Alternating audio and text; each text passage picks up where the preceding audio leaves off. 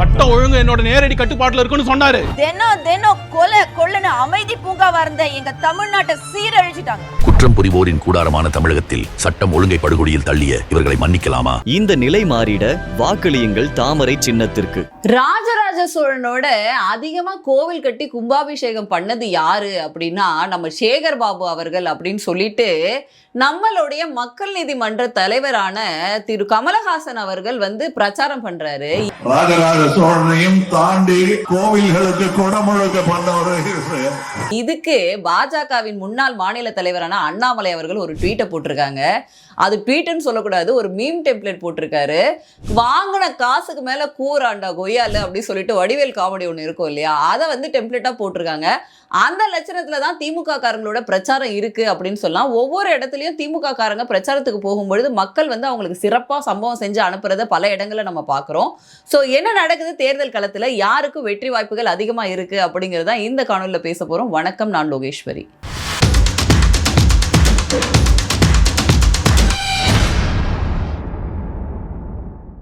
So 2026க்கான Tamil Nadu தேர்தல் திருவிழா பயங்கர ஜோரா நடந்துட்டு இருக்கு அப்படின்னு சொல்லலாம். எல்லா கட்சியும் அவங்கவுங்க சார்பில் போய் பிரச்சாரம் பண்றது அப்படிங்கிறது பிரம்மாண்டமா பண்றாங்க. ஆளும் கட்சியான திமுகவிற்கு சென்ற இடம்லாம் சிறப்பு செய்யறாங்க அப்படிங்கிற மாதிரி பல இடங்கள் மக்கள் வந்து இவங்களை விரட்டி அடிச்சிட்டு இருக்காங்க அப்படிங்கிறத பாக்குறோம். ஏன்னா அந்த அளவுக்கு அதிருப்தி அப்படிங்கிறது மக்கள் மத்தியில இருக்கு. திமுக ஆட்சி வீட்டுக்கு அனுப்பப்பட வேண்டும் அப்படிங்கிறது மக்கள் மத்தியில நிறைய பேர் சொல்லக்கூடிய விஷயமா இருக்கு. குறிப்பா பிரச்சாரத்துக்கு போற இந்த இப்ப இருக்கக்கூடிய சட்டமன்ற உறுப்பினர்களாக இருக்கக்கூடிய திமுக ஆட்களை வந்து விரட்டி அடிக்கிறத பல இடங்களை நம்ம பாக்குறோம். அதுலயும் ஒரு ஹைலைட் என்ன அப்படின்னா, திமுக கூட்டணியிலேயே இருக்கக்கூடிய பிரேமலதா விஜயகாந்த் அவர்கள் மேடையில ஒரு ஸ்பீச் பேசியிருக்காங்க. என்ன அப்படின்னா, எங்க அண்ணன் மேல நீங்க எல்லாம் என்ன கம்ப்ளைண்ட் சொல்லிடுவீங்க, அங்கங்க கொஞ்சம் கஞ்சா புழக்கம் இருக்கு, பெண்களுக்கு பாதுகாப்பு இல்ல, இது உன்னை தவிர வேற என்ன பிரச்சனை இருக்கும் அப்படின்னு சொல்லிட்டு கேக்குறாங்க. எங்க பார்த்தாலும் பாலியல் வன்கொடுமை, போதை கலாச்சாரம் இருக்கு, இதை தவிர வேற என்ன சொல்ல முடியும்? வேற ஒன்னும் சொல்ல முடியாது இந்த ஆட்சியின். இந்த ஒரு பிரச்சனை போதாதா அப்படின்னு சொல்லி இங்க எல்லாம் வறுத்தெடுத்துட்டு இருக்காங்க. பிரேமலதா விஜயகாந்த் அவர்கள் இதோட சேர்த்து இன்னொன்னு சொல்லியிருக்காங்க. ஜிஎஸ்டி வந்து வழிமுறைப்படுத்தி இப்ப எல்லாம் கிளியரா இருக்கு, ஆனா திமுக ஜிஎஸ்டியை கடுமையா எதிர்க்குது. அக்கா பிரேமலதா அவர்களுக்கு லைட்டா கன்ஃபியூஷன் போல, இன்னும் வந்து என்டிஏ கூட்டணியில இருக்கோன்னு நினைச்சுக்கிட்டு ஸ்டாலின் அண்ணன் மேடையிலேயே போய் அவர் அப்படி பேசுறாங்களோ அப்படிங்கிற ஒரு டவுட் அப்படிங்கிறது இருக்கு. நீங்களே எல்லாத்தையும் பண்ணிக்கிட்டா அப்ப நாங்க எதுக்குயா அப்படிங்கிற மாதிரி தான் இருக்கு திமுகவோட பிரச்சாரம் அப்படின்னு சொன்னோம். திமுக கூட்டணியில இருக்கக்கூடிய பிரேமலதாக்கவோ அல்லது வந்து கமலஹாசன் அவர்களோ இல்ல திருமா அவர்களோ இவங்களே வந்து இவங்களை டேமேஜ் பண்ணிக்கிட்டா அப்ப நாங்கெல்லாம் என்னையா பண்றது அப்படின்னு சொல்லிட்டு என்டிஏ கூட்டணியில இருக்கவங்க கேக்குறாங்க. அந்த லட்சணத்துல பெரிய காமெடி ஷோவா போயிட்டு இருக்கு. இதுல முக்கியமா நான் ஒண்ணு சொல்லியே ஆகணும், நீங்க மிஸ் பண்ணிடாம இந்த வீடியோ இருந்துச்சுன்னா தேடி பாருங்க. என்னன்னா, நம்மளுடைய இந்தியாவின் பப்புவான ராகுல் காந்தி அவர்கள் தமிழ்நாட்டில் வந்து பிரச்சாரம் பண்ணியிருக்காருங்க. அந்த பிரச்சாரத்தோட டிரான்ஸ்லேஷன் இருக்கு இல்லையா, ஐயோ போங்க வேற லெவல் அப்படின்னு சொல்லலாம். ஏன்னா ஹீ ஸ்பீக்ஸ் பிரிட்டிஷ் இங்கிலீஷ் அப்படிங்கிற ரேஞ்சுக்கு செல்வ பிரதிநிதி அவர்கள் டிரான்ஸ்லேஷன் ஒன்று பண்ணியிருக்காரு பாருங்க. இன்னைக்கு ஒட்டுமொத்த சமூக வலைதளங்களும் அதை பத்தி தான் பேசிட்டு இருக்காங்க. So yesterday the face of Prime Minister Modi completely lacking confidence. முழுமையாக நம்பிக்கையோடு இருந்தார்கள். He could not even face the opposition. He was sitting sideways, and the reason, brothers and sisters, is because he is controlled by the United States. காரணம் என்னென்றால் நாம் எல்லாம் ஒருங்கிணைந்த இந்தியாவாக பார்க்கிறோம். இவர் ஒண்ணு பேச அவர் ஒண்ணு பேச, இவர் ஆட அவர் ஊத அப்படிங்கிற மாதிரி படு காமெடி ஷோவா போகுது. ஏன்னா இவர் ஒண்ணு சொல்றாரு, அதுக்கு செல்வ பிறந்தகை சம்பந்தமே இல்லாம சிங்கே ஆகாத ஒரு டிரான்ஸ்லேஷனை பண்றாரு. இதுக்கு தங்கபாலுவே எவ்வளவு மேலு அப்படின்னு சொல்லிட்டு கமெண்ட் செக்ஷன்ல எல்லாரும் போட்டு கிழிச்சு தொங்க விட்டுட்டு இருக்காங்க. ஸோ இப்படிதான் வந்து திமுகவோட பிரச்சாரம் அப்படிங்கிறது இருக்கு.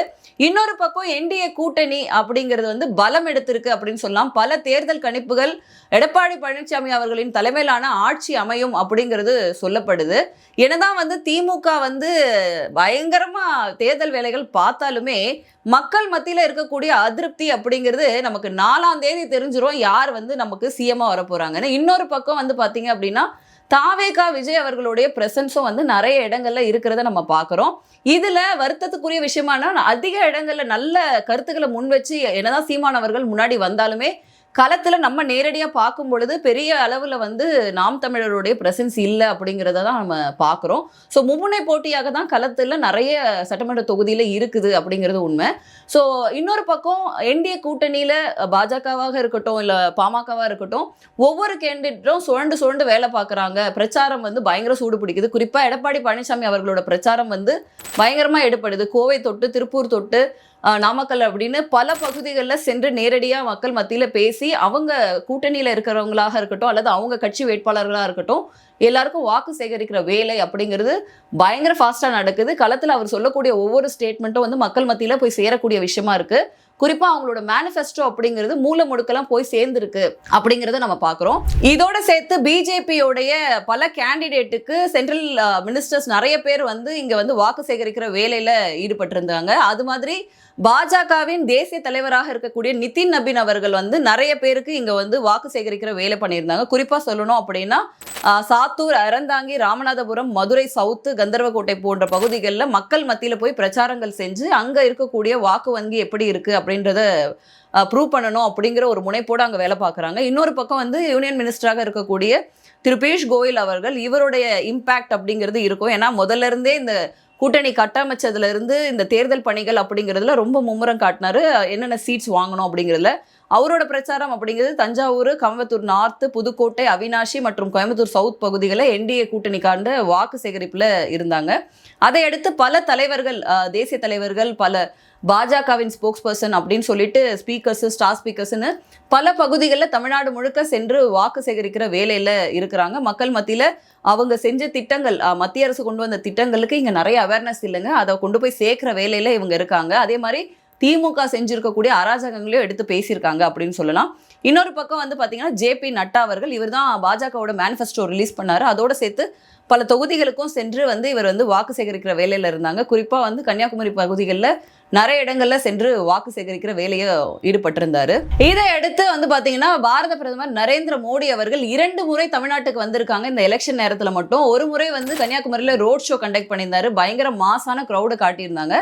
நேற்றைக்கு வந்து கோயம்புத்தூர்ல வந்து இவர் வந்து பேசியிருந்தாருங்க. பயங்கர மாசா பேசியிருந்தாரு. குறிப்பாக இந்த விமென் ரிசர்வேஷன் பில்லை வந்து ஃபெயிலியர் ஆகிறதுக்கு காரணமே திமுக தான், அவ்வளோ ஒரு தீய எண்ணம் பிடிச்ச திமுகவை கண்டிப்பாக வீட்டுக்கு அனுப்பி ஆகணும் அப்படின்னு மேடையிலே கர்ஜித்திருந்தாரு. ஸோ என்டிஏ கூட்டணி பலம் பெறுது அப்படின்னு பார்க்கலாம். அதே மாதிரி அமித்ஷா அவர்களும் வந்து பார்த்தீங்கன்னா இங்கே முடக்குறிச்சியில் கிருத்திகா சிவகுமார் பாஜகவின் வேட்பாளர், அவங்க வெற்றி வாய்ப்பு பிரகாசமாக இருக்கு அவங்களுக்காக வாக்கு சேகரிக்கிறதுக்காக வந்திருந்தாங்க. இது மாதிரி தேசிய தலைவர்கள், அதாவது பாஜகவின் நேஷனல் லீடர்ஸ் எல்லோருமே வந்து இங்கே இருக்கக்கூடிய இந்த 27 வேட்பாளர்களுக்காக வாக்கு சேகரிக்கிற விஷயத்தில் பயங்கர ஆர்வம் காட்டிட்டு இருக்காங்க அப்படிங்கிறத பார்க்கலாம். மக்கள் மத்தியிலையும் வந்து பார்த்தீங்கன்னா திமுக மேலே இருக்கக்கூடிய அதிருப்தி அப்படிங்கிறது இங்கே டிரான்ஸ்ஃபர் ஆகும் அப்படின்னு எதிர்பார்க்கிறோம். இந்த தேர்தல் களத்தில் நல்ல வெற்றி வாய்ப்புகள் உள்ள தொகுதிகளாக நாம் ஐடென்டிஃபை பண்ணுறது அப்படிங்கிறது நிறைய தொகுதிகள் அப்படின்னு சொல்லலாம். குறிப்பாக முடக்குறிச்சியில் இருக்கக்கூடிய கிருத்திகா சிவகுமார் அவர்களாக இருக்கட்டும், தென்காசி ஆனந்தன் அப்படின்னு எல்லாருமே அவரை கூப்பிடுவாங்க. இவர் வாசுதேவ நல்லூரில் நிற்கிறாரு. ஃபென்டாஸ்டிக் கிரவுண்ட் ஒர்க் பண்ணியிருக்காரு. அவரோட வெற்றி வாய்ப்பு பிரகாசமாக இருக்குது அப்படின்னு சொல்லலாம். இன்னொரு பக்கம் வந்து பார்த்தீங்கன்னா ராசிபுரத்தில் இருக்கக்கூடிய டாக்டர் பிரேம்குமார் அவர்கள், இவருமே வந்து பார்த்தீங்கன்னா பயங்கர டஃப் கொடுக்குறாரு. இது அதிமுகவின் கோட்டை, பட் இருந்தாலும் லோட்டஸ்க்கு அதை கன்வெர்ட் பண்ணி எப்படியாச்சும் இந்த தொகுதியை ஜெயிச்சிருவாரு அப்படிங்கிற நம்பிக்கை இருக்குது. ஏன்னா ஆல்ரெடி இருக்கக்கூடிய சிட்டிங் அமைச்சரான மதிவேந்தன் அவர்கள் மேலே இருக்கக்கூடிய அதிருப்தி அப்படிங்கிறது களத்தில் பிரதிபலிக்குது. பல விஷயங்கள் அவங்க வந்து ஏட்டிக்கு போட்டியாக பண்ணியிருக்காங்க இந்த களத்தில். அதனால மீண்டும் அவங்க வரக்கூடாது அப்படிங்கிறது இருக்கு. கண்டிப்பா இவருடைய வெற்றி வாய்ப்பு அப்படிங்கிறது உறுதி செய்யப்படும். அதே மாதிரி சாத்தூர் அப்படின்னு பல தொகுதிகளில் பாஜகவுக்கு வின்னிங் சான்ஸ் அப்படிங்கிறது அதிகமா இருக்கு. ஸோ இன்னும் தேர்தல் களத்தில் இன்னும் ஒரு தினங்கள் தான் இருக்குது பிரச்சாரத்துக்கு. யார் யார் என்ன மாதிரியான பிரச்சாரங்கள் இன்னும் முன்வைக்க போகிறாங்க, மக்கள் யாருக்கு வாக்களிக்க போகிறாங்க அப்படின்றது பொறுத்திருந்து பார்க்கலாம்.